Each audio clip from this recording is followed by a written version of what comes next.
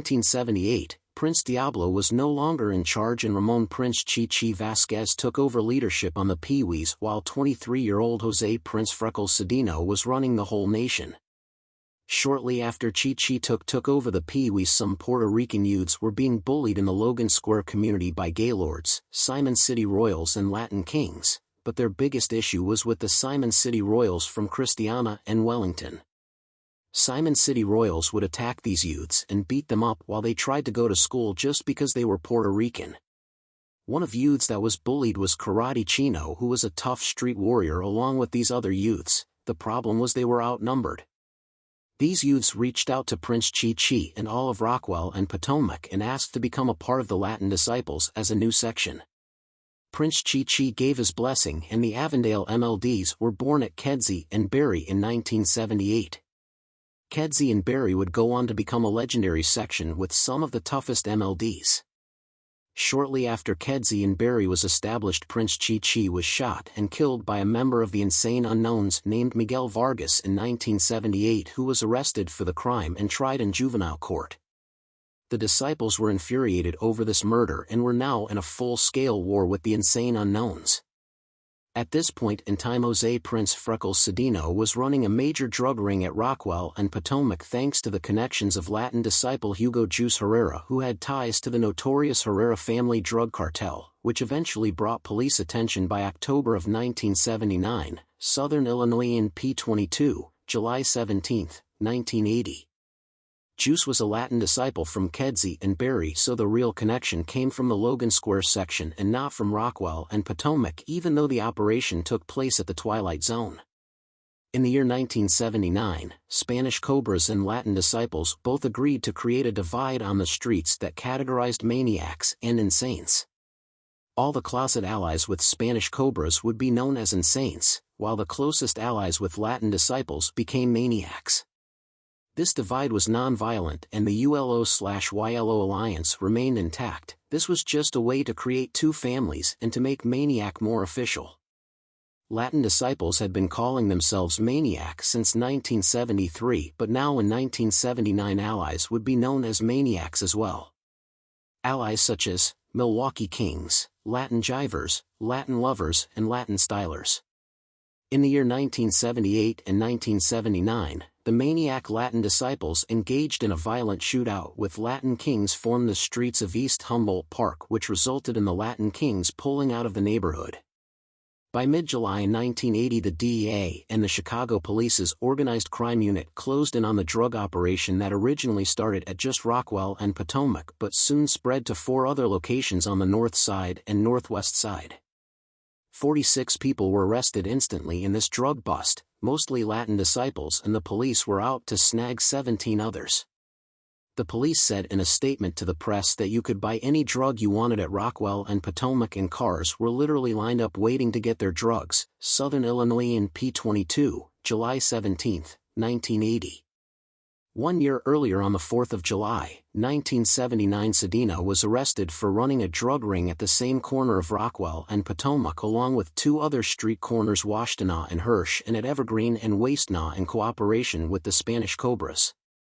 18 members of both gangs were arrested, but they got away with it as Prince Freckles was able to restart up his operation months later, once again based on Rockwell and Potomac, but in 1980 he was actually convicted. Chicago Tribune, July 5, 1979, page 3. This showed now the Latin Disciples were heavily in the drug business. Freckles was the one that started the Latin Disciples on a path of highly complex drug operations and made the Latin Disciples regard Rockwell and Potomac even more as a sacred corner. In the year 1980, the Arrowwood MLDs allied with the Satan Disciples, Harrison Gents, Milwaukee Kings and Ashland Vikings in an alliance called the UPCI, which was a cause to help keep West Town safe and clean. This was a very positive groups for folks until it disbanded in the mid-80s due to inter-alliance feuding that started with Harrison Gents and Ashland Vikings.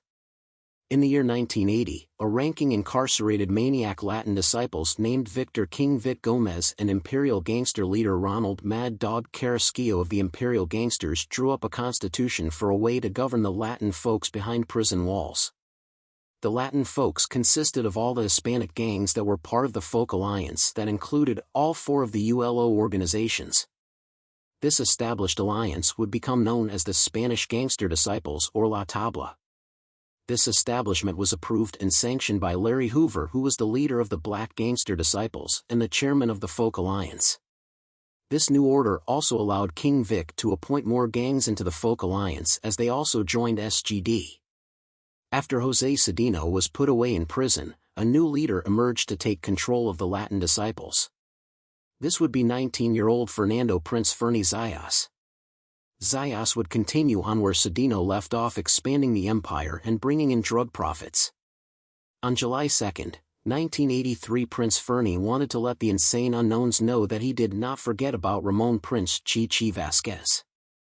Zayas even had a tattoo on his left hand that says Chi rest in peace.